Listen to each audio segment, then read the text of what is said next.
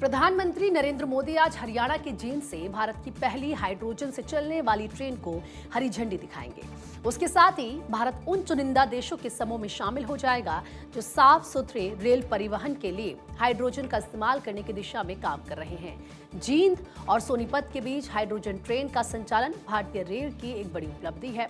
ये परियोजना नवाचार, ऊर्जा क्षमता और किस तरीके से पर्यावरण अनुकूल परिवहन के प्रति रेलवे के संकल्प को दर्शाती है। साथ ही ये स्वच्छ ऊर्जा और नेट जीरो कार्बन उत्सर्जन के लक्ष्य को हासिल करने में मददगार साबित होगी। जींद सोनीपत सेक्शन को इन ऑपरेशंस के लिए पायलट रूट के तौर पर चुना गया है। ट्रेन के लिए जींद में स्वदेशी हाइड्रोजन स्टोरेज और रिफ्यूलिंग सुविधा बनाई गई है। Petroleum and explosive safety organisation ने साइट पर कंप्रेस्ड हाइड्रोजन गैस के स्टोरेज और डिस्पेंसिंग के लिए जरूरी लाइसेंस भी दे दिया है। हाइड्रोजन से चलने वाली ट्रेन के लॉन्च के साथ भारत जर्मनी, जापान, चीन और अमेरिका जैसे उन चुनिंदा देशों की सूची में शामिल हो गया है जो साफ सुथरे रेल ट्रांसपोर्ट के लिए हाइड्रोजन के इस्तेमाल पर काम कर रहे हैं। Hydrogen fuel cell technology hydrogen का इस्तेमाल करके केमिकल रिएक्शन के जरिए बिजली बनाती है और इसमें सिर्फ पानी की भाप निकलती है और इस वजह से पारंपरिक फॉसिल फ्यूल यानी कि जीवाश्म ईंधन वाले सिस्टम का एक साफ सुथरा विकल्प है। हाइड्रोजन आधारित रेल सिस्टम को दुनिया भर में टिकाऊ ट्रांसपोर्ट के लिए एक अच्छे समाधान के तौर पर तेजी से पहचाना जा रहा है। रिफ्यूलिंग के काम के लिए एक हाइड्रोजन कंप्रेशन सिस्टम लगाया गया है। प्रधानमंत्री मोदी पंजाब हरियाणा के दौरे पर जाएंगे तो इस दौरान कई अहम सौगात भी देंगे। अब उसका भी जिक्र कर लेते हैं। देखिए, जींद सोनीपत के बीच देश की पहली हाइड्रोजन ट्रेन और जींद के एकलव्य स्टेडियम में 14,700 करोड़ के प्रोजेक्ट की सौगात भी मिलने वाली है। 12,470 करोड़ की एनएच, हेल्थ और कल्चरल प्रोजेक्ट इसमें शामिल है। 9,680 करोड़ की लागत से बने 157.92 किलोमीटर लंबे फोरलेन का उद्घाटन भी होगा। दिल्ली अमृतसर कटरा एक्सप्रेसवे का उद्घाटन होगा। NH7 और NH 344 के बीच 33.81 लंबे फोरलेन अंबाला काला NH का उद्घाटन भी होना है। NH 352A पर 40.60 किलोमीटर लंबे जिन गोहान ग्रीनफील्ड NH का उद्घाटन होगा। इसी के साथ कुरुक्षेत्र में एलिवेटेड रेलवे ट्रैक देश को समर्पित करेंगे। 24.27 की लंबे Hansi Barwala brown field highway project का भी शिलान्यास होगा। आपको ये भी अपडेट दें कि स्वास्थ्य और सांस्कृतिक परियोजनाओं का शिलान्यास उद्घाटन होगा। अब बात करें तो देश में चलने वाली पहली हाइड्रोजन ट्रेन की क्या खासियत है वो भी आप जानिए। देखिए, इस ट्रेन में 10 कोच हैं, 2,638 यात्रियों की क्षमता है। 1200 किलोवाट का हाइड्रोजन फ्यूल सेल सिस्टम है। इसमें 110 से 140 किलोमीटर प्रति घंटे की रफ्तार है, यानी कि अधिकतम सीमा गति है। और हाइड्रोजन से बिजली उत्पादन, कार्बन उत्सर्जन लगभग शून्य है। और ट्रेन में आरामदायक सीटें हैं, यानी कि पूरी तरह से कंफर्टेबल है। पंखे, मोबाइल चार्जिंग पॉइंट, खड़े यात्रियों के लिए हैंड ग्रिप और आधुनिक सुविधाओं से ये ट्रेन लैस है। देखिए, हाइड्रोजन ट्रेन यानी कि Jind to Sonipat 14 station cover होंगे। जींद सिटी, पांडु पिंडारा, ललित खेड़ा, भंबेवा, ईशापुर खेड़ी और बुटाना, खंड्राई, गोहाना, राभला और लाट, मुहाना, बड़वासनी और सोनीपत, ये वो तमाम स्टेशन हैं जो कवर होंगे। और इसी खबर पर अधिक अपडेट के साथ संवाददाता अक्षय राय हमारे साथ कनेक्ट हो गए। अक्षय, प्रधानमंत्री मोदी देश की पहली हाइड्रोजन ट्रेन आज जनता को समर्पित करेंगे, फ्लैग ऑफ करते नजर आएंगे, जिसका इंतजार सभी को है। क्या तैयारियां की गई है, जरा अपडेट दीजिए। देखिए, आज हरियाणा को बड़ी सौगात मिलने जा रही है। और हरियाणा क्या है, एक तरफ से देखा जाए तो जींद और सोनीपत के बीच में हाइड्रोजन ट्रेन जो फ्लैग ऑफ प्रधानमंत्री नरेंद्र मोदी करेंगे। ये कहा जा रहा है कि लगभग 11:30 बजे के आसपास वो जींद पहुंचेंगे और उसके बाद सबसे पहले हाइड्रोजन ट्रेन का जो फ्लैग ऑफ है, उसके बाद एकलव्य स्टेडियम में लगभग 15,000 करोड़ की परियोजनाएं हैं जिसका शिलान्यास और उद्घाटन प्रधानमंत्री नरेंद्र मोदी का करना है। उसके बाद चंडीगढ़ पहुँचेंगे। चंडीगढ़ में प्रधानमंत्री नरेंद्र मोदी स्वास्थ्य से संबंधित योजनाओं को लेकर के चर्चा करते हुए नजर आएंगे।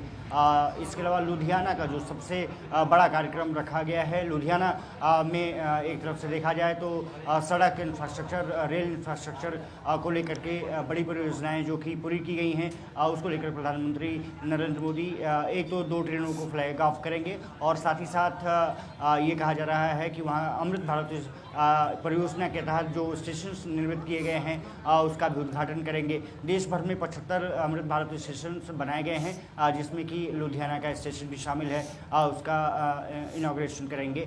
और इसके अलावा लुधियाना जो साउदर्न पार्ट है वहाँ पर NH बनाया जा रहा है, उसका भी जो स्टोन लेइंग सेरेमनी है उसको भी प्रधानमंत्री करेंगे। कहा जा सकता है कि लगभग 25,000 करोड़ की जो परियोजनाएं हैं, शिक्षा है, स्वास्थ्य है, रेल इंफ्रास्ट्रक्चर और रोड इंफ्रास्ट्रक्चर से जुड़ी परियोजनाएं हैं, वो प्रधानमंत्री नरेंद्र मोदी हरियाणा और पंजाब को सौंपने वाले हैं। निश्चित रूप से कहा जा सकता है सबकी निगाहें जिंद में जो शुरू हो रही है हाइड्रोजन ट्रेन, भारत की पहली ट्रेन, और ये माना जा रहा है कि इसके बाद एक रास्ता नया खुल सकता है कि अलग अलग जगहों पर ऐसी ट्रेनें चलाई जाएं। 10 बोगियां हैं इसमें और निश्चित रूप से कह सकते हैं कि लगभग 90 किलोमीटर की यात्रा 2 घंटे में पूरी हो। तो देखिए कम समय में जल्दी ये सफ़र होगा और सबसे बड़ी बात है क्योंकि देश को ये पहली हाइड्रोजन ट्रेन आज मिलने जा रही है। इसके साथ प्रधानमंत्री वंदे भारत स्लीपर को भी हरी झंडी दिखाते हुए नजर आएंगे। अब हाइड्रोजन ट्रेन की खासियत क्या है ये भी हम आपको बता रहे हैं। हाइड्रोजन से बिजली उत्पादन, कार्बन उत्सर्जन लगभग 0 है। ट्रेन में आरामदायक सीटें हैं, इसके साथ ही पर्यावरण के लिए फ़ायदेमंद होगी। आप देखिए नुकसान कोई नहीं करेगी। पंखे, मोबाइल चार्जिंग पॉइंट्स में इस पर बनाए गए हैं। खड़े यात्रियों के लिए इसमें हैंड ग्रिप है ताकि उनको भी कोई दिक्कत ना हो। आधुनिक सुविधाएं इसमें दी गई हैं, जो मॉडर्न टेक्नोलॉजी उसका इस्तेमाल इसमें किया गया है। तो हाइड्रोजन ट्रेन की खासियत हम आपको बता रहे हैं और इसीलिए ये कहा जा रहा है कि किस तरीके से रेलवे के इतिहास में आज का दिन दर्ज होगा, ये बहुत बड़ी क्रांति के तौर पर देखा जा रहा है। और सबसे बड़ी बात यह है कि 2638 यात्रियों की इसमें क्षमता रहेगी। 110 से 140 किलोमीटर प्रति घंटे की रफ्तार से चलेगी। अब कहाँ पर ये हाइड्रोजन ट्रेन दौड़ेगी ये भी आप समझ लीजिए। ये ग्राफिक्स के जरिए हम आपको समझा रहे हैं कि आखिर कौन कौन से वो स्टेशन है जिसको ये कवर करेगी। तो 17 जुलाई यानी कि अगर हम आज का जिक्र करें तो हरियाणा के जींद स्टेशन से एक अनोखी ट्रेन चलेगी और इसे चलाने के लिए ना डीजल चाहिए, ना बिजली, चलने पर ना धुआं होगा, ना राख, निकलेगा सिर्फ पानी। और ये भारत की पहली हाइड्रोजन ट्रेन है। जींद से सोनीपत के बीच 89 किलोमीटर का सफ़र और ये ट्रेन 682 यात्रियों को लेकर दौड़ेगी और दुनिया के सबसे ताकतवर हाइड्रोजन ट्रेन में ये गिनी जाएगी।